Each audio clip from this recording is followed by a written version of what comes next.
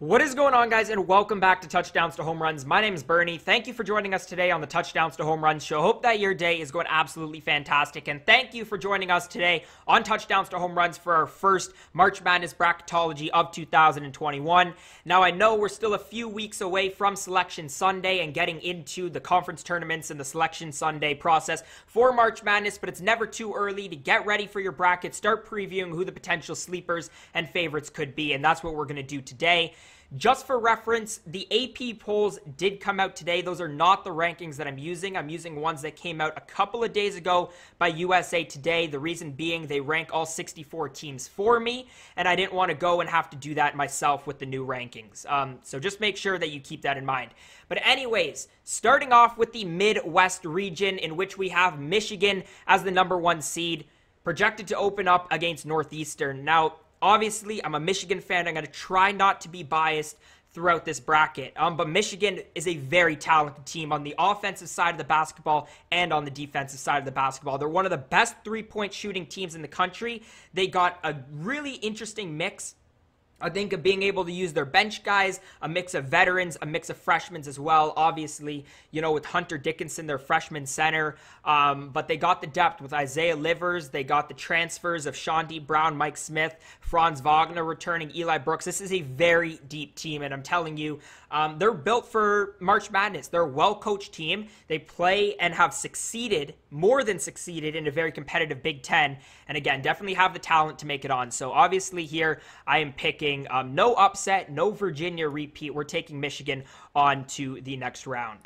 Next up, 8-9, we got Clemson versus San Diego State. Now, obviously, San Diego State is not as good, you know, their undefeated season that they were in the midst of last year with Malachi Flynn leading the way over there. But San Diego State is still a very talented team. And Clemson, actually coming into the season, was one of my projected sleepers going into the March Madness. Now, Clemson isn't a fantastic offensive team. Their leading scorer is Sims with just over 13 points per game, but this is one of the best defensive teams in the country.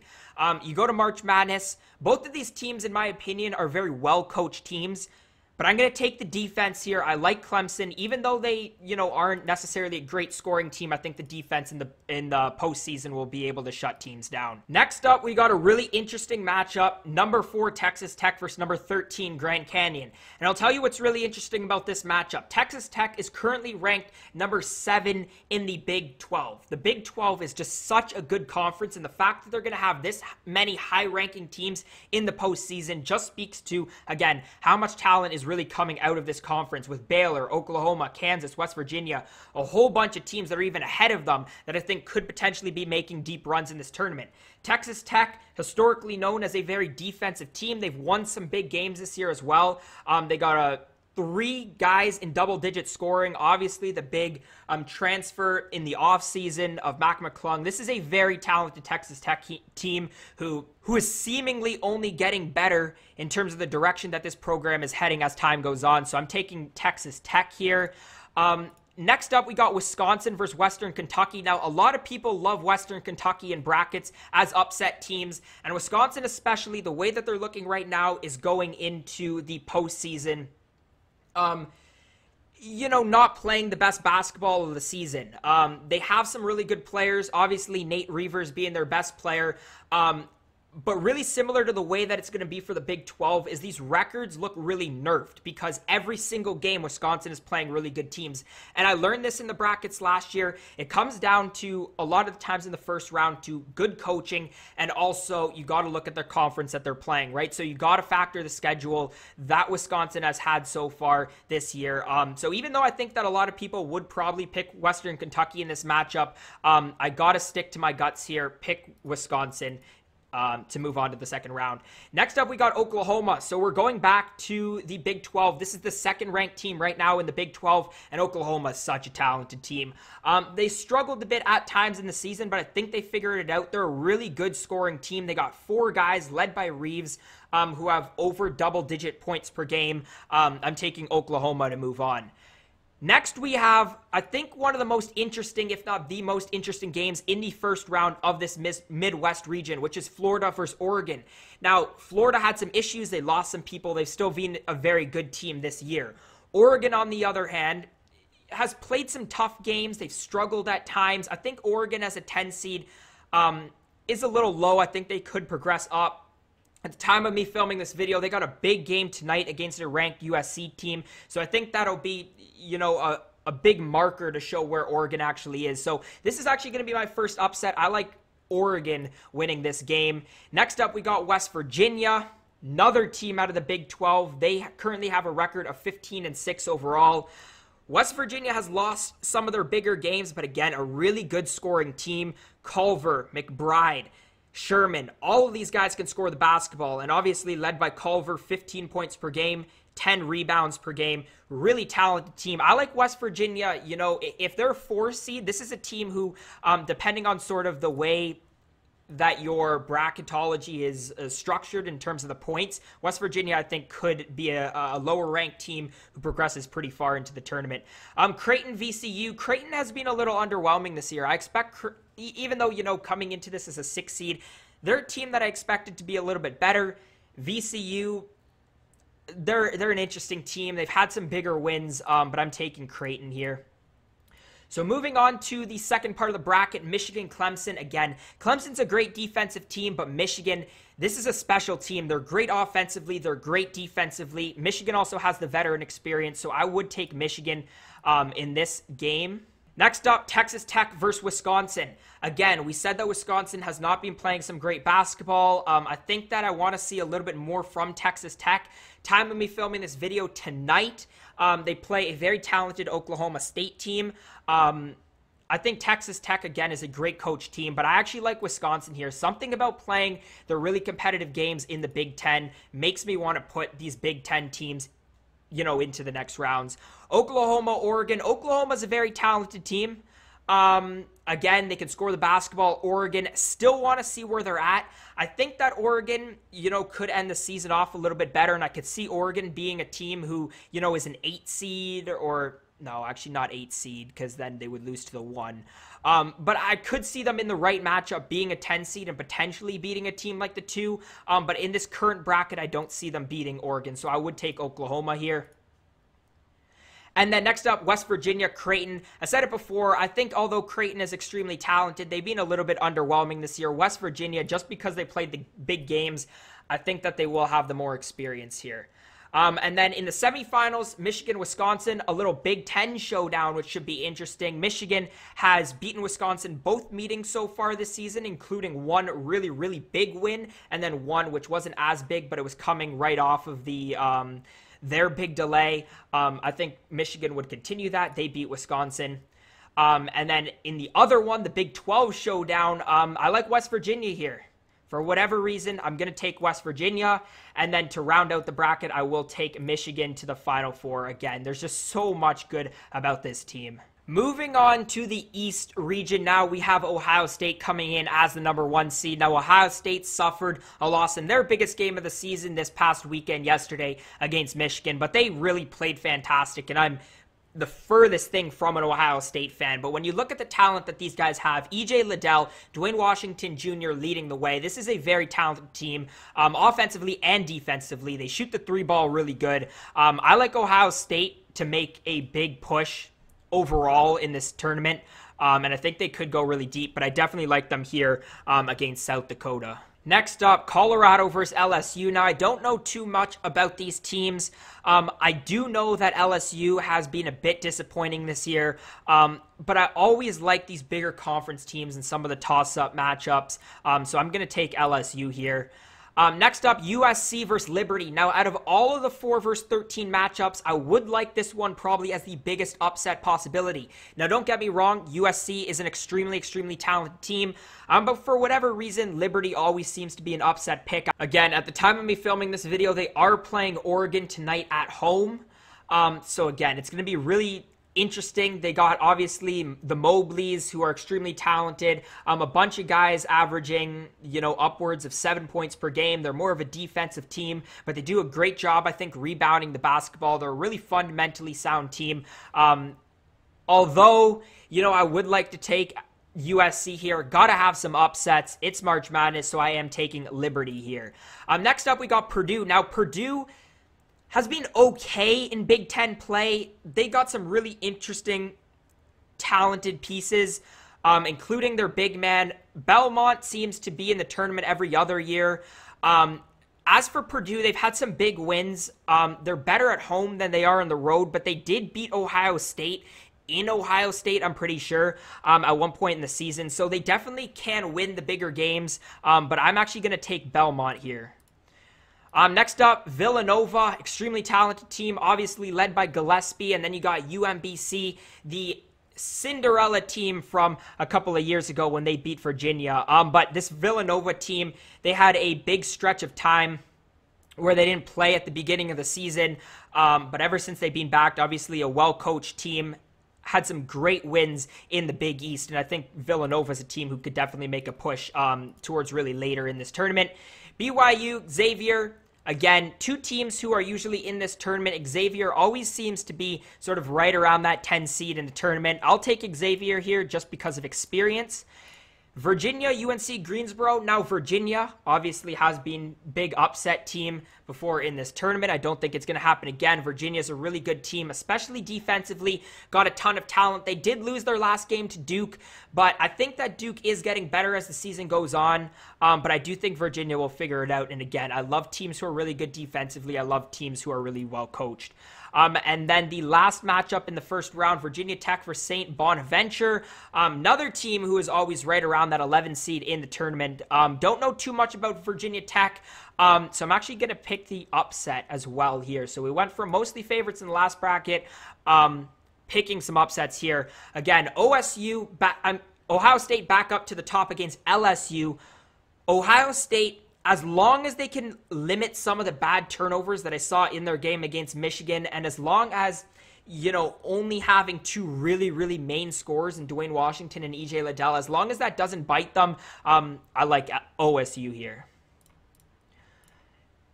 Really interesting matchup here, Liberty against Belmont. Again, I don't know much about these teams at all. I do know that both of these teams have been upset picks in the past. Liberty would be coming off the better win, I think, against USC, so I'll take Liberty as a 13 seed moving on again. Villanova, Xavier. I think Xavier is a very talented team, playing in a pretty decent conference as well. Villanova is just one of the best teams in the conference, period. They had some bad losses when they came back from their period of rest due to the COVID situations, but I do think they'll figure it out. And then Virginia, St. Bonaventure. Although they had a great win in the first round, I am picking Virginia to make it on. Ohio State, Liberty. I'm taking Ohio State here. Liberty's Cinderella run ends right here in my bracket. And then we got Villanova, Virginia. Really interesting matchup. I hope this one happens in the actual March Madness tournament. This is two teams who are very well coached, who are annual teams in the late rounds of the March Madness, and who are meeting here in my bracket in the third round. You're talking about, you know, a pretty good team on both sides of the ball in Villanova. You're talking about a pretty good team on both sides of the ball against Virginia. But I am going to take Virginia here. And then to end off the East region, Ohio State versus Virginia. This one would be just a fantastic game because I think you're looking at a real good defensive team that could potentially game plan to stop these really talented offensive players of Ohio State. And this is completely without bias because, again, I've spoken so highly about this Ohio State basketball team, even though I am a Michigan fan. But in this scenario, I think Virginia picks it up at some point in the March Madness, starts playing some really good basketball. I think Virginia takes this one and moves on to the Final Four. Moving on, we now got the West region, led with the #1 seed and #1 team probably in the country going into this tournament in the Gonzaga Bulldogs. And boy, this team is just so incredibly talented. And they're probably going to end the season undefeated, which means that their first loss, if any, would come in the March Madness.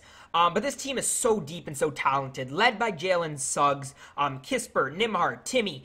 The list of talent on this roster goes down and down. And usually in most years, I don't like Gonzaga because in the conference, they don't really play anybody better than like a BYU or St. Mary's, right? So the best team from their conference this year is probably going to be a #7 seed. But this year, Gonzaga is legit. I'm just curious to see how they do because they haven't played a real quality team in a while. So I'm curious to see how they're going to do later on in this tournament. You know, just seeing if they are really up to the task. But yeah, Gonzaga wins this one easily. Next up, Arkansas, Louisville. Arkansas has had some interesting wins in the SEC this year. Louisville, although they're a talented team, I had higher expectations for them. I know they lost a lot of players, but this is a pretty solid defensive team. Both teams I could see potentially making some upsets in this tournament if they do end up, potentially getting a good matchup in the actual bracketology of the tournament. But for this particular matchup here, I think I'm going to take Arkansas, number 8 seed, to beat the number 9 seed. Next up, we got FSU versus Toledo. Now, FSU is an interesting team, extremely talented, obviously, a team that's always in the March Madness tournament. 3 scorers, Walker, Gray, Barnes, who are all over 10 points per game. But their depth of scoring is really fantastic, and I think they're one of the depthier scoring teams really throughout this whole tournament. If a 4 seed does get upset, I think this is potentially the second most likely, but I'm definitely taking FSU here. I think they have a legit chance as well to potentially make a push. Next is really interesting. We got number 5 Missouri, number 12 either Seton Hall or Minnesota.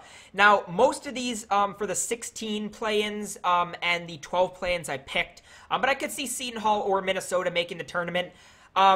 Seton Hall's been a little underwhelming, but they're a talented team. Minnesota has had some big wins in the Big Ten. A lot of their losses have not been bad losses, but majority of their wins do come at home. They're not a terrific road team. They're a very, very good team at home, but obviously in the March Madness with, neutral site games, I see Minnesota beating Seton Hall. Missouri, they, had a rough patch in the later part of this season, but that's because Tillman's been hurt. He's not their best scorer, but he probably is their best player overall. If he's healthy for Missouri come the tournament, I think Missouri at a 5 or 6 seed or whatever they're going to be in the actual bracketology is really, really sort of an illusion, because they are a more talented team than that. We've seen them be an extremely high ranking in the AP polls, and that wasn't just a coincidence. Missouri is an extremely talented team, and at number 5, I think they're an extremely, extremely big upset team. So I'm taking Missouri here. So next up, we got Alabama versus Siena. Alabama had some fantastic play in the SEC. At the time of me filming this video, their overall record is 18-5. But again, overall, in the SEC, not only are they first, but they have demolished some teams. Got to a really high ranking inside the AP top 10. I don't know exactly where they were, but Shackelford, Petty, Jones, they got a ton of talent, a ton of depth. This is one of the most legit teams in the country. Alabama as a number 2 in basketball isn't something we see that often, but I'm telling you, look out for Alabama this year in the March Madness. Rutgers, UNC, interesting. Rutgers, bottom team in the Big Ten who's going to make the March Madness. And then you got UNC who, is a talented team, well coached. They have some good young freshmen. They have not been good in ACC play this year, but I will take UNC just because they are better coached than Rutgers. We got Iowa, Wright State. Look out for Iowa. I don't have to say it.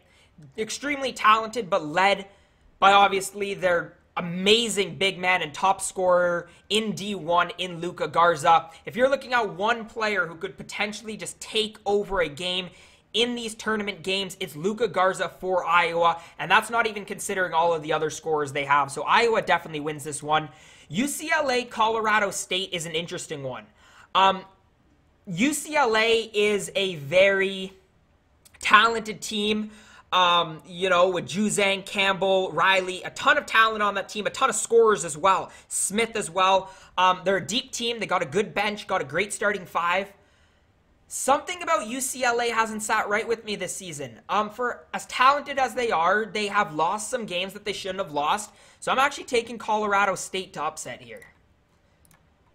Gonzaga, Arkansas, again. Gonzaga, in every single way, looking at the adjusted rankings, it's them and Baylor. And although, you want to see Michigan up in that category, for the teams that they've played, Gonzaga is the best team in the country. Gonzaga wins this one. FSU, Missouri. A lot of people aren't going to like me for this one because I know a lot of people don't like Missouri, but I'm a big Missouri believer if they are healthy. Florida State, very talented team. I would take Missouri here for the upset.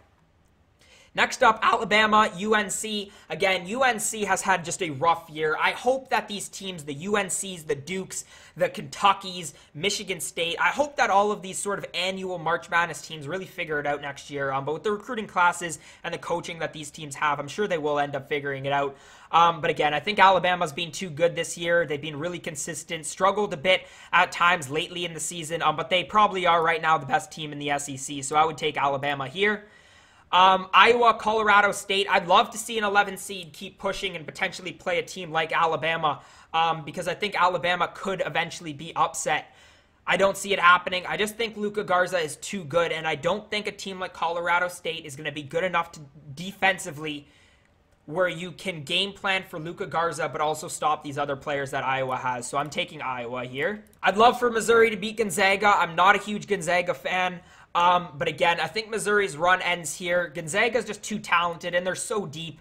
This is the best Gonzaga team, in my opinion, that we have seen in a long time. And that's saying a lot because Gonzaga is essentially always a number 1 or a number 2 seed.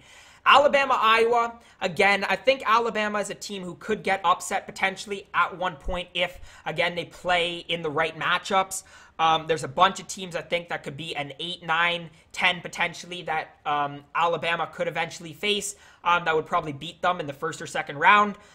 Facing Iowa, that being said, again, I love Luka Garza. I love the Big Ten. I love what they're able to do and how deep. And just the fact that every single night, even if you're playing a bottom team, even if you're playing like a Michigan State this year, it's a competitive game every single day. And Iowa is definitely up for the task. So I'm taking Iowa here. And then, no real reason. Could Iowa win this game? Absolutely. Gonzaga is just the most talented team in the country, period. It would take a big upset for them to get upset, so I'm taking Gonzaga here to the Final Four. And now we make our final stop in the South region of the bracket, led by the number 1 seed Baylor, who is also ranked number 2 currently in the AP polls, rightfully so. Currently, at the time of me filming this, 17-0 this season, led by Mitchell Teague Butler. This team has so much talent. It's pretty much Gonzaga and Baylor. If you look at the adjusted rankings for offense, defense, pretty much all the stats, it's Gonzaga and Baylor. And they've done it in such a talented Big 12 conference. I speak to how highly both the Big 10 and Big 12 are. But Baylor is a legit team this year. So they definitely take this one here. Next up, we have Boise State versus Drake. Now, this is an interesting matchup because Drake is a team that has struggled a bit lately, but was inside the top 25 just a few weeks ago. They were one of the last undefeated teams. And then they lost to Loyola Chicago, who's not necessarily a bad loss. I'm really curious to see if Drake can bounce back. This would be a really tough portion of the bracket if this is where they actually end up in the March Madness. But for this particular matchup against Boise State, I will take Drake. Texas versus Winthrop. Texas is an intriguing team because they have an interesting distribution, I think, of their size. Led by Coleman, Ramsey, Jones. They have the scoring. It's there. Greg Brown, obviously. They can score the basketball. They have height.